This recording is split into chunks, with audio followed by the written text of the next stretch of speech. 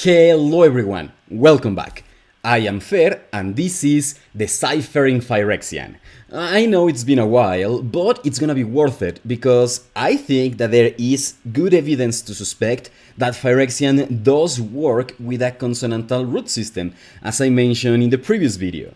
Um, if you don't know what a consonantal root system is, it is a system used in languages like Arabic or Hebrew and many other Semitic languages like Amharic or Aramaic. And okay, if you speak any of these languages, sorry if I get anything wrong. In fact, sorry if these Arabic and Hebrew letters are not written correctly. I wrote them as best I could. But anyway, let me explain what a consonantal root system is so that we are all in the same page. So here we have two root systems. Here we have two roots. And these are the letters that in Arabic and Hebrew roughly correspond to the sounds ka, ta, and ba. And this is the root for book.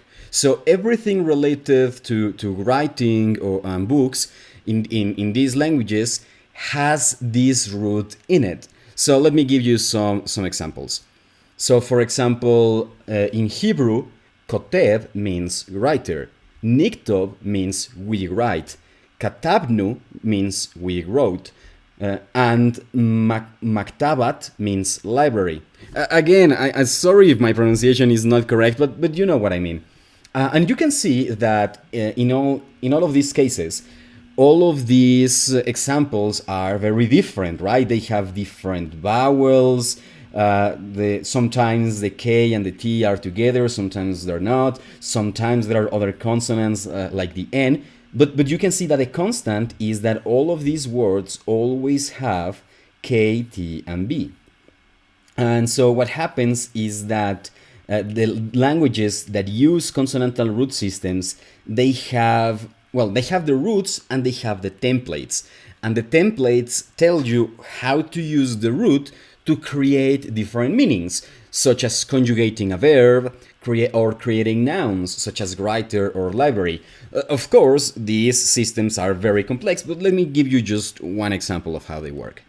So, for example, here is how you can use the place template in Arabic to make nouns. So the template is this. You put the sounds M and A, so ma, and then the first and the second consonants of the root, then the vowel either A or E, and there are rules to determine which one, but I'm not gonna go over it, and finally the third consonant in the root. And you always start, at least in Arabic, with the verb conjugated in the past tense for the third person singular. So for example, in our example, we have the verb sajada, which means he or she, I think it's he prostrated specifically, because they are also conjugated differently depending on the gender of the subject of the verb. But anyway, so this means he prostrated in past tense. This is like the basic template. And the basic template allows you very easily to see what's the root of the word. And then we just apply the template for places. So we put ma, and then we put the first and the second consonants in the template, so an S and a J. In this case, we put the vowel E. And again, there's ways to know which vowel should you put, but I'm not going to explain them because I don't even understand them very well. And finally, you put the third consonant. So we turn sajada into masjid. So this is a place where prostration happens. So, and that can be, that's the literal translation, but a more accurate translation would be a temple. And you know that Muslim temples are called mosques. And mosques, the word mosque comes from masjid. So this is roughly, so this is just so that we can all have some understanding of how languages that use consonantal root systems work. And now that we know that, how can I find evidence of whether Phyrexian uses or not a consonantal root system?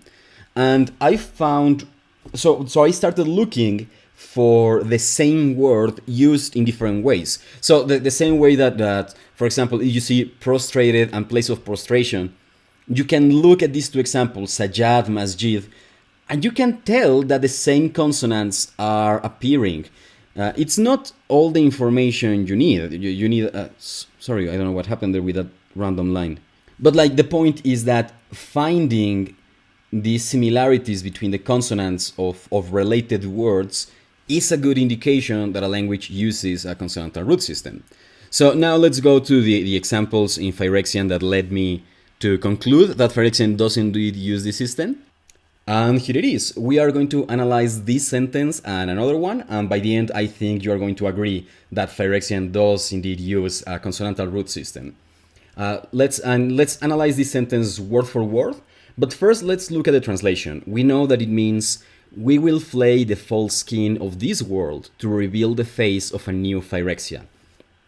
Just so you know, this was revealed in a promotional video for a magic set, the one called, I think, Neo Phyrexia, actually. And in the context of the story, basically a character is saying how, well, the Phyrexians are invading Mirrodin, and they are talking about how they are going to transform Mirrodin into, well, a new Phyrexia. Very self-explanatory. Well, let's look at this thing here. We know that Phyrexian sentences almost always start with a tense marker. We have never seen a tense marker quite like this one. Perhaps that's because it is related to future tense, maybe. So maybe this is a future tense marker. Then we have this word here. We have seen it before, actually, in other examples. We know that this means world. But first, we have this kind of preposition. I'm not entirely sure what this preposition means, but we have seen that Phyrexian likes to use prepositions to create new words. This is not new. And we also, but this is the word for world. And then we have this other thing. Let me check my notes. Oh yeah, this is actually the most, yeah, this is the most important one. This means false skin. Right now, we don't know how does it mean false skin, but keep this in mind because the next sentence, this is the key to that convince me that Phyrexian does indeed use a consonantal root system. But for now, we just know that these symbols somehow mean false skin. And then we have this other thing here. The community translation seems to suggest that this is the verb for flay. But I disagree, and I'm gonna tell you why in a little bit. Just keep it in mind. And then we have this all this thing which is a single word, and it might be a little bit intimidating. But this is very similar to what German does. In German, you take small words and you combine them to create very long words. And Phyrexian sometimes likes to do something similar. So and the trick in both German and Phyrexian is just to look for the small words you are familiar with, and then it becomes very easy to understand these long and intimidating words. So for example, here we can recognize a word that we have seen many times because this means Phyrexian. We have seen it in plenty of other places, and I don't have enough space to write here. Phyrexia. Well, you know what it says, Phyrexia. And then here, check it out. We have the word for world again. So check it out. These are the same consonants, like the slash and the diacritic. And yeah, here I'm putting the star, and here I'm putting this other diacritic, because the resolution in that video wasn't very good. So I'm not entirely. It is very hard to make out the diacritics in that video. So, but they seem to be different. So that's what I'm writing. But they might be the same thing. I don't know. And then we have this vowel, and then this consonant. There is a little bit. I think the one difference between these two examples is just what's going on here. This vowel in here is changed by this circle symbol in here, and then these two consonants are the same. And I think that perhaps this circle symbol is a vowel as well. I mean, it is behaving like a vowel in this case, right? And I think it's specifically the schwa. If you don't know linguistics, schwa is like the neutral vowel. It's like just that sound. It's like the sound that you do when you are not putting any effort at all. And for that reason, it appears in a ton of languages. And for some reason, it makes sense to me that for the schwa to be represented with a circle. I don't know, there's something about the schwa being like the neutral consonant and circles, which makes sense, but I cannot exactly explain why. But anyway, also, Phyrexian means perfect. This is something that they mention in the novelizations of the story. So if this is perfect world, then this has to be new, the new perfect world. And in fact, we have seen the word new in other places, so we're pretty sure that this means new. And finally, we have these two words in here. Let me check my notes. Yeah, so this one has to mean face. I don't have anything very deep to say about it, just it must mean face. And then, and here I am in conflict with the community translation, because you might remember that we concluded pretty definitely in the previous videos that to conjugate verbs in Phyrexian, you always end with a vowel and a consonant, right? And in fact, that's what we see here. This is a vowel and a consonant. And not just that, we have seen this conjugation before, and we know that this is the conjugation for the first person. And so if this is a conjugation for the first person, well, that makes sense, because they are talking about that what we will do. We will flay. But then this has to be the word for flay. And the only other option is for this. Okay, so let me just write it. This has to be flay. And this would have to be reveal. Reveal. But the problem is that leaves this sentence a little bit jumbled around. Like, future tense of this world face king reveal new perfect world face flay. It seems to be very messy. But again, going back to German, it makes sense, because in German sometimes they like to do this thing where they split verbs. So you might have a sentence and then the verb, but they split it in two. And then they have the rest of the sentence and then the last part of the verb. And the sentence doesn't make any sense, or you might not understand what they are saying until you hear that last part of the verb, which is at the very end of the sentence. And when I was learning German, that was, and honestly still is, kind of unnatural to me, but that's because I'm not a native German speaker. I'm sure for Germans it seems perfectly natural and obvious. So maybe what's happening in Phyrexia is not so much that they are splitting the verb, but that they are splitting the clauses. So for example, you have a first part in which they are talking about the false king of this world, but then they split it and they put in the middle this subordinate clause that is talking about revealing the face of the new perfect world. And then at the end, they finally put the ending of the first clause. And yeah, it seems unnatural and jumble around, but my point is that some languages, some human languages, do similar things. So yeah, it's perfectly possible that this is what's going on. Either that, or maybe this translation is wrong, and it should have been something like, we will reveal the face of the new perfect world by flaying the false king of this world, or something like that. But if this translation is correct, then yeah, that means that Phyrexian is using this splitting clauses thing, which seems weird, but it's possible. So yeah, anyway, let's analyze our second example. And our second example is, okay, yeah, here it is. It's very short, just beneath Phyrexian skin, the heart of Mirrodin burns. And in fact, I think it is from the same promotional video. And okay, let's analyze it word for word. And let me check my notes again. Okay, here. Okay, first, this is a word we have seen before. This is just the name for Mirrodin. This comes from the first video. This helped us to discover, for example, that this is an M, this is an E, that sort of stuff. Okay, so Mirrodin. And then this means heart. Again, not much to say about it, just this means heart. Then we have a a word that we know, again, Phyrexian. And, well, I should have mentioned it out before, but we have seen Phyrexian in two different ways. Sometimes it is exactly like this, but it ends with an extra consonant like this. And that seems to be when they are talking about Phyrexian, like the noun, the place. But when it is an adjective, it seems to end without the symbol and just be this. So maybe that is like pointing us to the difference in Phyrexian between nouns and adjectives. I don't know enough about this to say for sure, just some observation I've made. No, actually, I think that it ends with a consonant like this. Anyway, that's that's not the point right now.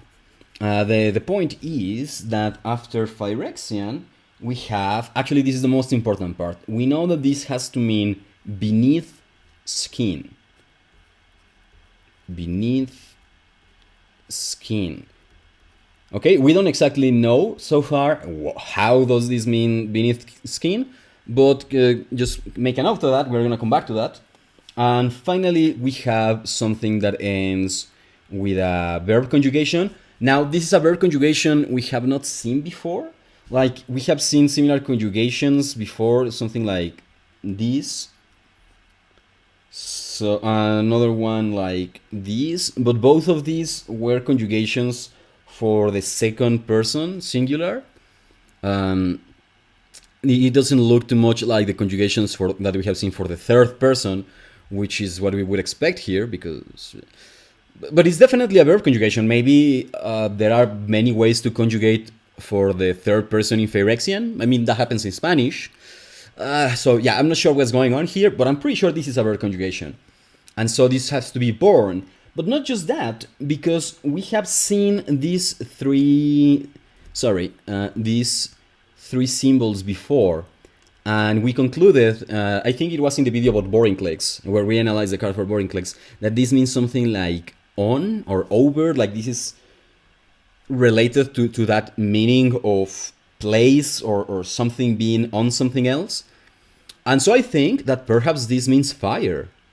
Like, to mean like on fire put, that could be like born. Also, that would be a sort of influence from English, because, okay, perhaps if you speak English, on fire seems perfectly natural to you, but it's not. It's not. Many other languages have other ways to convey that meaning that don't use words related to position at all. So anyway, the point is that I think this means on fire being, like it turns on the meaning of on fire into a verb. But anyway, let's move now to the main number, like the comparison between beneath skin and false skin, which is what made me think that we might be confronting a consonantal root system. Okay, so here we have false skin and beneath skin. Let's look, these two columns look very different, but let's look for the similarities. And so they end with the same consonant, then they have the same vowel, then they have similar consonants, or they may be the same, and the diacritics just were very difficult to read. And then difference and difference, so two differences, but then they have the same thing here. Interesting. And then more differences. So okay, I'm gonna put like in the orange circle the things that are the same between both examples.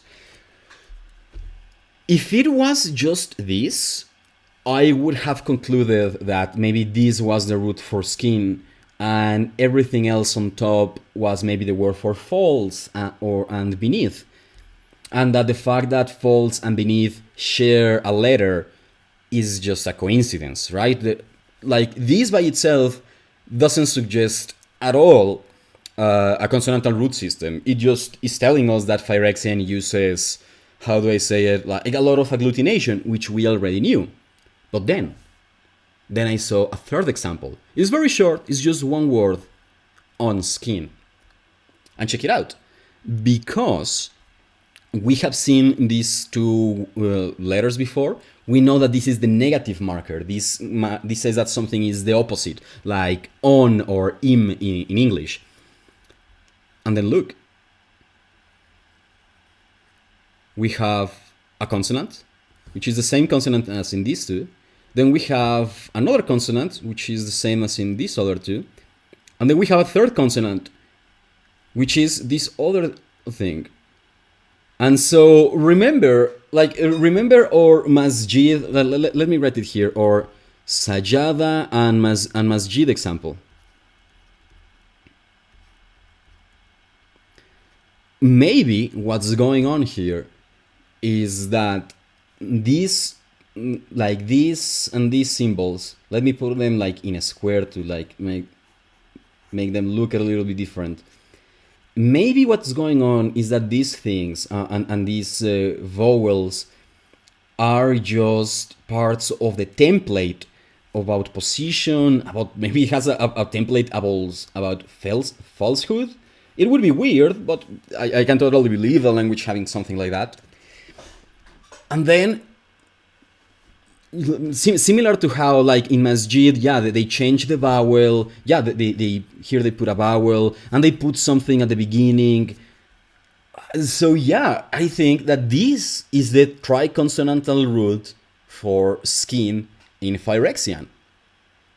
And that seemed very promising. But to be sure, I have to look at other examples.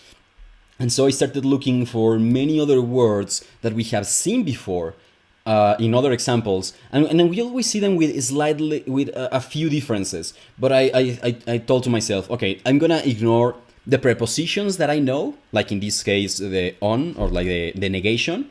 I'm going to ignore the prepositions that I know, and I'm going to ignore the vowels, and I'm just going to focus on the consonants and see what's left.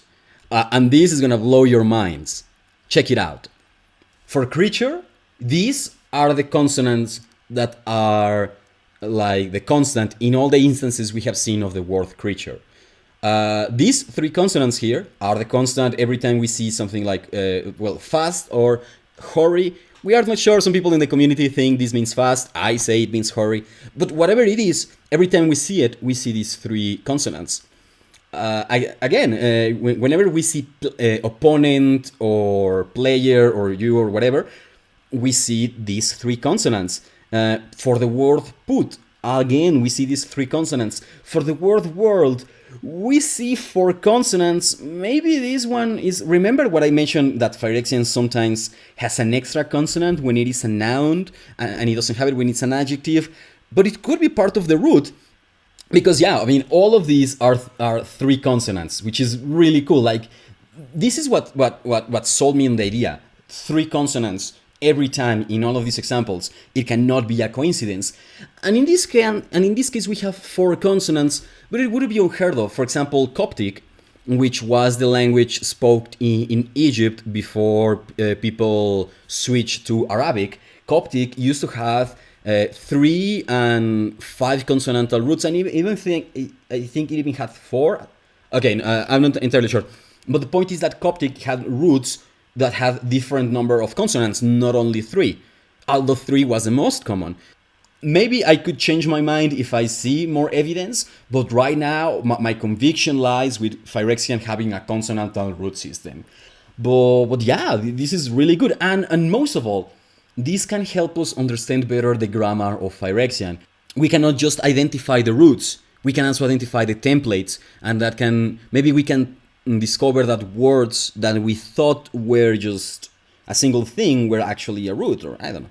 Thanks a lot for watching, and before you go, if you like what I do, I know that there was like a month between my previous video about Deciphering Phyrexian, but that's because I was working on...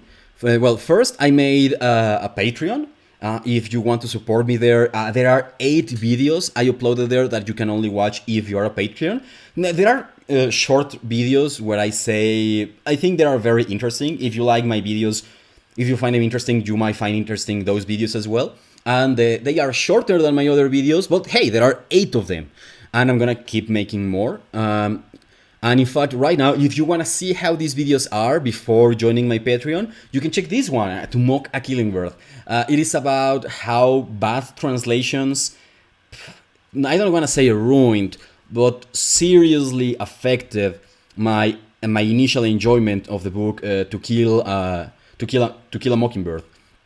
And it related to Mexican culture and translation and an ancient as the king that you wouldn't expect them to be relevant for this book, but they are. And I don't know, I think it's a good video. And if you enjoy it, then consider joining my Patreon, and that will make it easier for me to keep making more videos about Phyrexian and about many other topics. So, well, anyway, thanks for watching, and I should think of a catchphrase to end this video on.